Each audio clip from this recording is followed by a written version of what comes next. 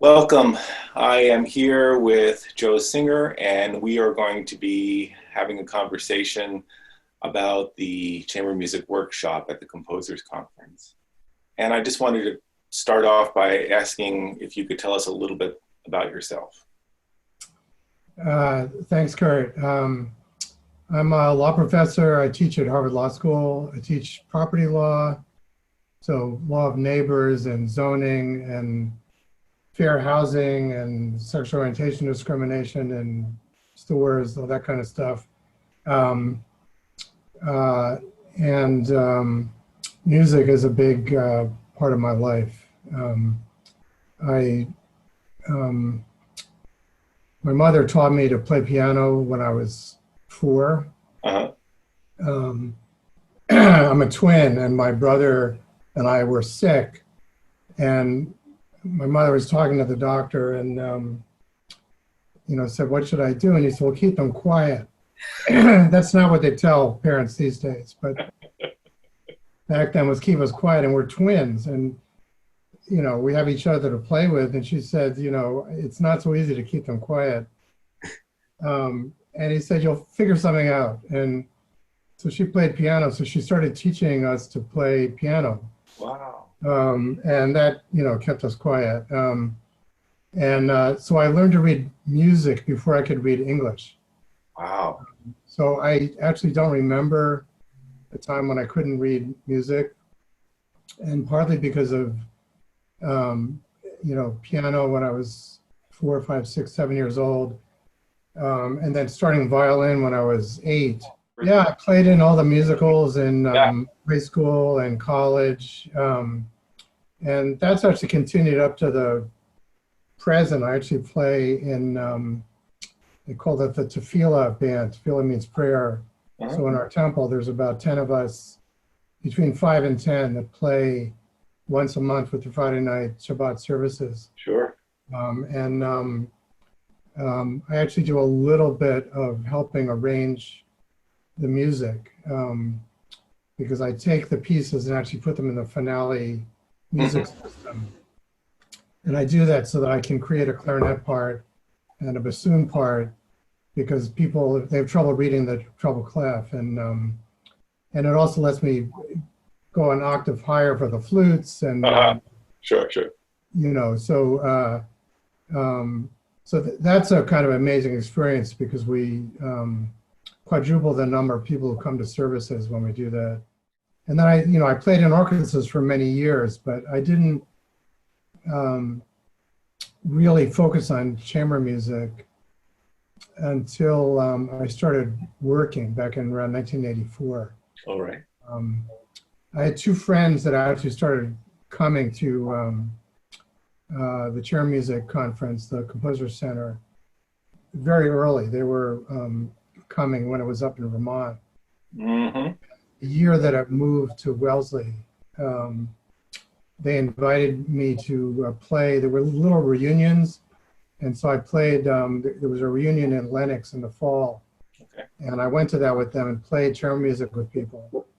And then they got me to come to the camp for the next summer. And I just loved it. And I played with a lot of conductors, and there's some very good conductors I played with. But I've also had the experience that, I'm not a professional.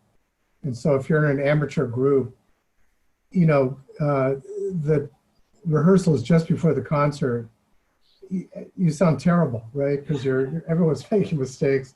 And then you get to the dress rehearsal, and the composers are always going a little crazy, and because you just sound terrible, right? And they start yelling, and I've been with several conductors who know how to inspire people and get you to play better, even if you're not playing well, and they can do it without intimidating you or making you feel nervous. Structure of the music, that's one of the main things I love about the camp. The coaching is unbelievable. Mm-hmm. And one of the focus for a lot of the coaches is on phrasing and shaping the music. Some people focus on harmony and harmonic structure, and trying to figure out that C sharp is what's changing it to a different key. And so that's why that dissonance needs to be brought out. Sure. So, I just learned a lot about how to shape the music and what is it professionals do that make, these poignant moments. Right. But it's also the playing together. I just had no sense when I was starting out that people take turns leading. And, when the cello has that phrase and then the viola comes in, and the taking turns leading is something that was really an eye-opening experience for me. I had this amazing experience several years ago. We were doing Beethoven Opus 132, late string quartets, and the slow movement, the Heilige Dankgesang, was just incredible, gorgeous movement. And the slow parts of it are really, really, really slow.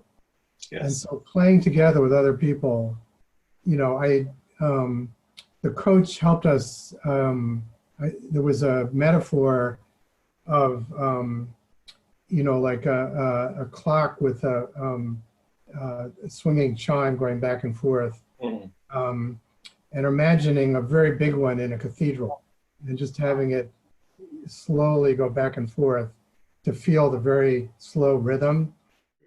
I mean, that reflected also one of the main lessons I get from the conference, both the coaching and the concerts, where the professionals just do an incredible job playing both, contemporary and classical chamber music. Those performances, you hear individual voices. So they fit together, but they also are individuals. And there is coherence, but there's individuality also. So people don't stray too far from the way they're doing it. They sort of get a group ethos. But when the viola comes in with the melody, there may be a somewhat different phrasing to it. They don't actually try to mechanically copy each other. Sure. Have everything be identical. It's a new voice. Yeah. And that kind of individuality in the midst of cohesion is, you don't really get that with orchestral music, because orchestral music, it has to fit better, otherwise it doesn't work. But with chamber music, you can have a lot more individuality while having it fit.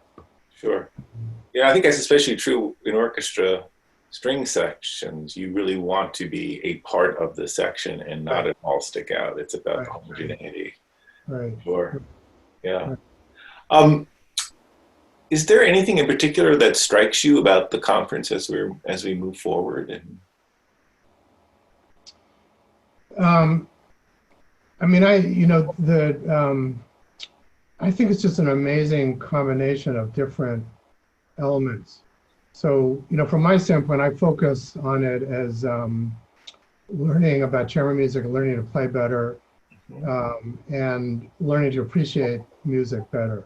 So, when I get coaching on the dissonances in a high string quartet or something, I go back home and I listen to rock music and I hear it better.